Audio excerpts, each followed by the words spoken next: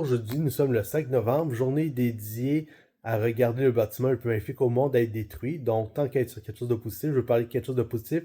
L'amitié entre Québécois et Irlandais, qui date du 19e siècle, où d'ailleurs les réfugiés irlandais commençaient déjà à venir au Nouveau Monde. Ceux qui étaient au Québec étaient très bien accueillis et justement participaient aux efforts pour sauver la population de l'Angleterre. D'ailleurs, les Patriotes, certains d'entre eux, dont Nelson, étaient irlandais.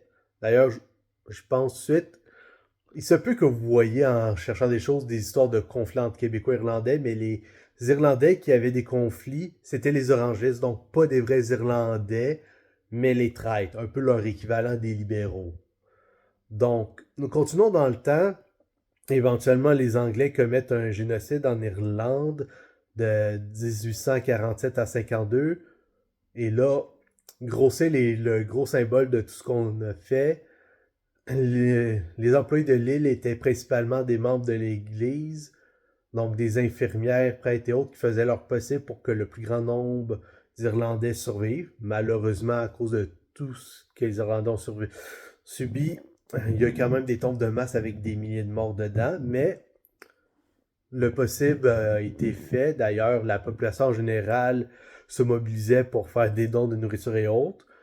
Les enfants orphelins étaient adoptés. Les adultes aussi étaient aidés à s'intégrer et à venir. Tout a été fait pour les aider à survivre et à s'adapter au nouveau monde.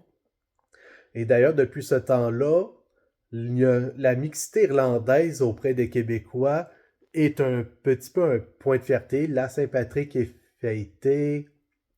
Il y a une certaine importance.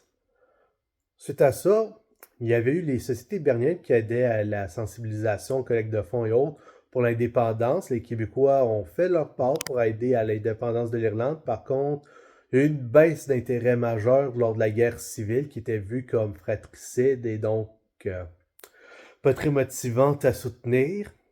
Mais depuis, le sport est revenu. D'ailleurs, les Québécois sont très largement en faveur de la réunification. Et de leur part, les Irlandais aussi ont bien aidé. D'ailleurs, c'est les nobles héros de l'IRA, l'armée républicaine d'Irlande, qui ont tué Mountbatten, ou Battenberg si vous préférez, qui a fait mourir énormément de Québécois à Dieppe.